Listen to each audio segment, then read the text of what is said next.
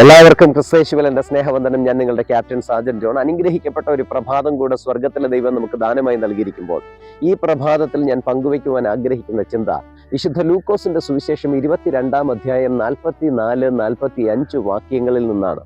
ഇവിടെ 2 പദങ്ങൾ നിങ്ങളെ പരിചയപ്പെടുത്തുവാൻ ആഗ്രഹിക്കുകയാണ്. ഒന്ന് പ്രാണവേദന, 2 വിഷാദം. എന്താണ് പ്രാണവേദന, എന്താണ് വിഷാദം? ഇവിടെ ഈ വാക്യങ്ങളുടെ പശ്ചാത്തലം എന്ന് പറയുന്നത്, യേശു ക്രിസ്തു തൻ്റെ മരണത്തോടടുത്തുകൊണ്ടിരിക്കുന്ന സമയത്ത് ശിഷ്യന്മാരുമായി ഗദസമന തോട്ടത്തിലേക്ക് കടന്നു ചെന്നു. ശിഷ്യന്മാരെ ഗദസമന തോട്ടത്തിന്റെ കവാടത്തിലിരുത്തി പരീക്ഷയിൽ അകപ്പെടാതിരിപ്പാൻ പ്രാർത്ഥിപ്പാൻ ആഹ്വാനം ചെയ്തിട്ട് ഗദസമന തോട്ടത്തിനകത്തേക്ക് ഒരു കല്ലേറ് ദൂരത്ത് ചെന്നിരുന്ന് പ്രാർത്ഥിച്ചു എന്നാണ്. യേശുക്രിസ്തു പിതാവായ ദൈവത്തോട് പ്രാർത്ഥിച്ചത് ഇങ്ങനെയാണ്: പിതാവേ, കഴിയുമെങ്കിൽ ഈ പാനപാത്രം എങ്കിൽ നിന്ന് നീക്കണമേ. അതൊരു വിലപ്പെട്ട പ്രാർത്ഥനയായിരുന്നു. ആ പ്രാർത്ഥന കേട്ട ഉടനെ തന്നെ സ്വർഗത്തിൽ നിന്നൊരു ദൂതൻ ഇറങ്ങി വന്നു. അപ്പോൾ യേശുക്രിസ്തു പ്രാണവേദനയിലായി അതിശ്രദ്ധയോടെ പ്രാർത്ഥിച്ചു എന്നാണ് കൊടുത്തിരിക്കുന്നത്. എന്നാൽ യേശുക്രിസ്തു പ്രാർത്ഥനയൊക്കെ കഴിഞ്ഞ് ഗദസമനയുടെ കവാടത്തിലേക്ക് ഇറങ്ങി വരുമ്പോൾ ശിഷ്യന്മാർ വിഷാദത്താൽ ഉറങ്ങുന്നത് കണ്ടു എന്നാണ് രേഖപ്പെടുത്തിയിരിക്കുന്നത്.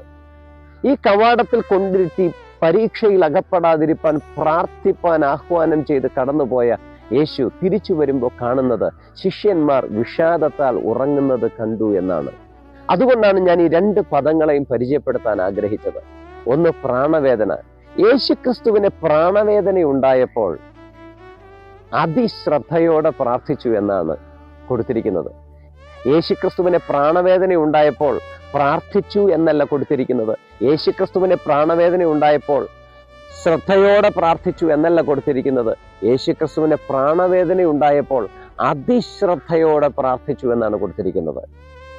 ഒന്ന് ചിന്തിച്ചു നോക്കിയ ദൈവമക്കളെ, പ്രാണവേദന എന്ന് പറഞ്ഞാൽ ജീവിതത്തിന്റെ അവസാനത്തിനും മരണത്തിനും ഇടയ്ക്ക് ഒരു മനുഷ്യൻ അനുഭവിക്കുന്ന അതിഭീകരമായ വേദനയാണ് പ്രാണവേദന എന്ന് പറയുന്നത്. ഇവിടെ കർത്താവ് തമ്പുരാൻ അതാണ് അനുഭവിച്ചത്.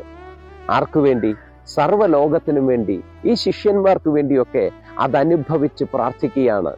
ഗദസമന തോട്ടത്തിൽ തൻ്റെ രക്തം വിയർപ്പു തുള്ളികളായിട്ട് അവിടെ പതിക്കുകയാണ്. ഗദസമനയുടെ വിരിമാറിൽ ആ രക്തമൊഴുക്കി പ്രാർത്ഥിക്കുന്ന കർത്താവിനെ അറിയാതെ ശിഷ്യന്മാർ ഇവിടെ വിഷാദത്താൽ ഉറങ്ങുന്നത് കണ്ടു എന്നാണ്. അവർക്ക് വിഷാദം മാത്രമേ ഉണ്ടായിരുന്നുള്ളൂ. അവർക്കൊരു പ്രാണവേദനയൊന്നും അനുഭവിക്കേണ്ടി വന്നില്ല. പ്രാണവേദന അനുഭവിച്ച യേശു കർത്താവ് സ്വർഗത്തിലെ ദൈവത്തോട് സർവ്വലോകത്തിനും വേണ്ടി യാചിക്കുകയാണ്, അതിശ്രദ്ധയോടെ യാചിക്കുകയാണ്. എന്നാൽ വിഷാദം മാത്രമുണ്ടായിരുന്ന ശിഷ്യന്മാർ ഇവിടെ ഉറങ്ങുകയാണ്. പ്രിയപ്പെട്ട ദൈവമക്കളെ, ചിലപ്പോഴൊക്കെ നമ്മളും ഇങ്ങനെയല്ലേ? നമുക്ക് വരുന്ന ബുദ്ധിമുട്ടുകളും പ്രയാസങ്ങളും പ്രതികൂലങ്ങളും പ്രതിസന്ധികളും പ്രശ്നങ്ങളും രോഗങ്ങളും കടഭാരങ്ങളും ഒക്കെ സാധാരണ വിഷാദങ്ങളാണ്. എന്നാൽ ഈ വിഷാദത്തിന്റെ നടുവിൽ നമുക്ക് നിരന്തരമായി പ്രാർത്ഥിക്കാനോ നമുക്ക് നിരന്തരമായി ദൈവസന്നിധിയിലേക്ക് ചെല്ലാനോ ഒന്നും കഴിയാത്തൊരവസ്ഥ. നമ്മളതൊന്നും തുടരാറില്ല. എന്നാൽ കർത്താവിനെ നോക്കൂ, പ്രാണവേദനയിലായിരിക്കുമ്പോൾ അതിശ്രദ്ധയോടെ പ്രാർത്ഥിച്ചു എന്നാണ്. അങ്ങനെയാണെങ്കിൽ നമുക്ക് വിഷാദം മാത്രമുള്ള നമുക്ക് അതിശ്രദ്ധയോടെ പ്രാർത്ഥിച്ചൂടെ? ഇനി അതിശ്രദ്ധയോടെ പ്രാർത്ഥിക്കാൻ കഴിഞ്ഞില്ലെങ്കിലും ശ്രദ്ധയോടെ ഒന്ന് പ്രാർത്ഥിക്കാമല്ലോ. നീതിമാന്റെ ശ്രദ്ധയോടുകൂടിയുള്ള പ്രാർത്ഥന രോഗിക്ക് സൗഖ്യമായി ഫലിക്കുമെന്ന് വചനം പഠിപ്പിക്കുന്നല്ലോ. പ്രിയപ്പെട്ട ദൈവമക്കളെ, ഇന്നൊരു പരിശുദ്ധ ദിവസമാണ്. നമുക്ക് ദൈവാലയത്തിലേക്ക് കടന്നു ചെല്ലാം. അപ്പൻ്റെ സന്നിധിയിലിരുന്ന് അതിശ്രദ്ധയോടെ പ്രാർത്ഥിക്കാം. നമ്മുടെ ഈ പ്രശ്നങ്ങളാകുന്ന വിഷാദങ്ങൾക്ക് വേണ്ടി നമുക്ക് ശ്രദ്ധയോടെ ഒന്ന് പ്രാർത്ഥിക്കാം. ഞങ്ങളെ കരുണയോടെ സ്നേഹിക്കുന്ന ഞങ്ങളുടെ ദൈവമേ, സ്വർഗസ്ഥ പിതാവേ, അനുഗ്രഹവും ധന്യവുമേറിയ നല്ല നിമിഷത്തിനായി ഞങ്ങൾ അങ്ങേ സ്തുതിക്കുന്നു. ഈ പരിശുദ്ധ ദിവസത്തിലും കർത്താവിനെ സ്തുതിപ്പാൻ മഹത്വപ്പെടുത്താൻ ഞങ്ങൾക്ക് അവസരം നൽകുന്ന വലിയ കൃപയ്ക്കായി സ്തുതിക്കുന്നു. ഈ സന്ദേശം കേൾക്കുന്ന എല്ലാ ദൈവമക്കളെയും അവിടുന്ന് അനുഗ്രഹിക്കുമാറാകണമെന്ന് പ്രാർത്ഥിക്കുന്നു. പ്രാണവേദനയിലായി കർത്താവ് ഞങ്ങൾക്ക് വേണ്ടി അതിശ്രദ്ധയോടെ പ്രാർത്ഥിച്ചു എന്നും, എന്നാൽ വിഷാദം മാത്രമുള്ള ഞങ്ങൾ പലപ്പോഴും പ്രാർത്ഥിക്കുവാൻ മറന്നുപോകുന്ന ഈ അവസ്ഥ ഞങ്ങളുടെ ജീവിതത്തിൽ ഉണ്ടായിട്ടുണ്ട്.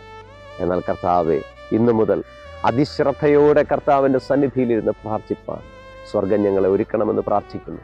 അതിൻ്റെ പ്രതിഫലം കൈപ്പറ്റാൻ ഞങ്ങളെ ഒരുക്കണമെന്ന് പ്രാർത്ഥിക്കുന്നു. സകലവിധമായ നന്മകളാൽ നിറയ്ക്കണം. യേശു ക്രിസ്തുവിന് അധികാരമുള്ള നാമത്തിൽ തന്നെ പിതാവേ, ആമേൻ.